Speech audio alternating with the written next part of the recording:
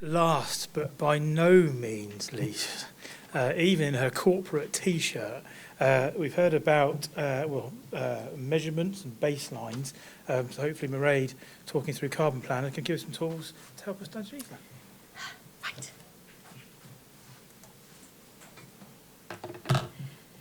So, better put my glasses on.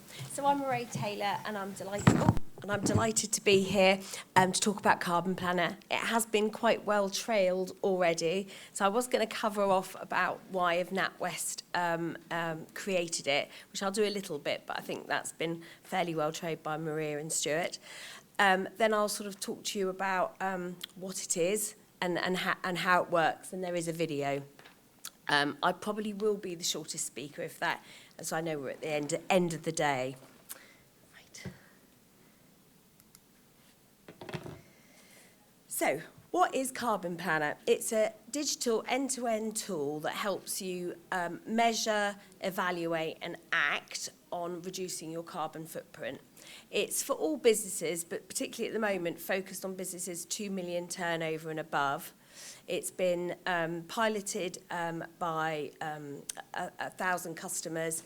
They really tested it, and we did get some large corporates to also test it.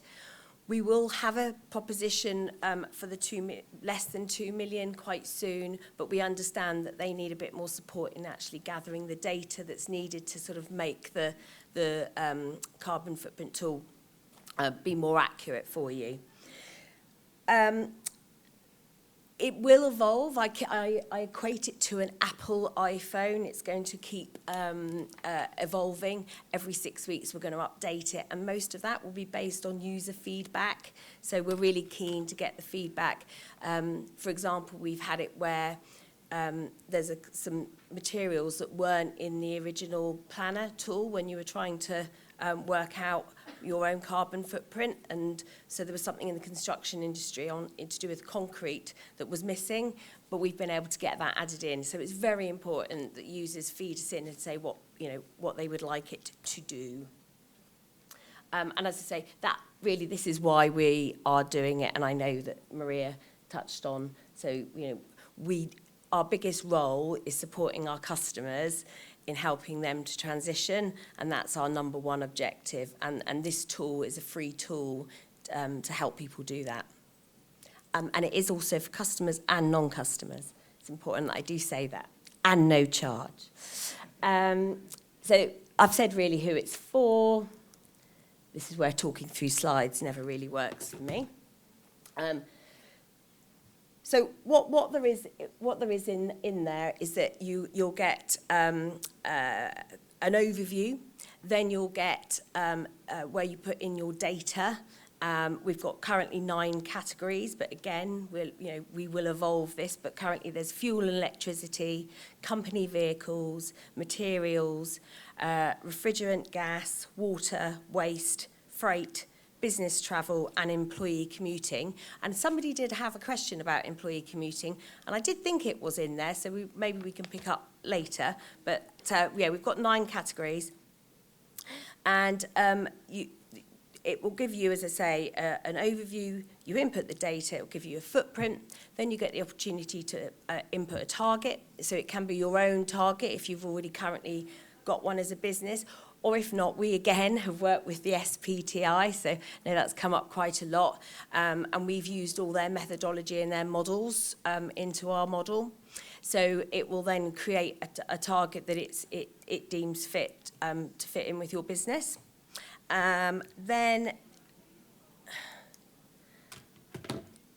it will again give you an action plan, and those actions can be big or small, but within that action plan, it will give you what you can do, how much is it going to cost, what's the return on investment, and you can then prioritise those plans, those actions, and put them into a plan. And the good thing also about this is it's very much a tool that, depending on the organisation, you can get a number of your colleagues and departments input the data. So you could even get, your marketing and your sales team or your procurement team having competitions with each other in order to try and reduce the amount of carbon that they're producing. But you can also show third parties. So you can use it when you're looking to try and win contracts or demonstrate what you're doing in your reducing your carbon footprint. And also use it maybe, as we were talking to a couple of people earlier, about an influencing tool, about, okay, well, I've controlled what I can do, but actually I now need to sort of work on what we were referring to as our scope 3. So how do I start to have those conversations in order, well, actually, by showing them what I'm doing on the carbon tool, and actually if them doing some things, we can actually both work together and it will help us all. So you can use that. It does cover scope 1 and scope 2 and scope 3. You know, absolutely, I think it was all, you know, being previously covered in the room. Scope 3 is still very much evolving, partly because of that, actually, what do you include and how do you get that access to that data? And then I go back to the Apple iPhone. every time there's more regulation, it will get inputted into the planner. Every time there's more defined about what is included and what isn't included and how we can best measure it and agreed standards, that will all get inputted into the panel. Yeah. Right. Oh, I think I've jumped from there one.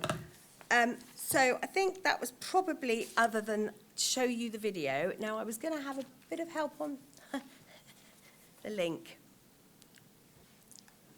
And I am very happy then to answer any questions. It's a little bit of a signpost. I will also say there is no voiceover on the video.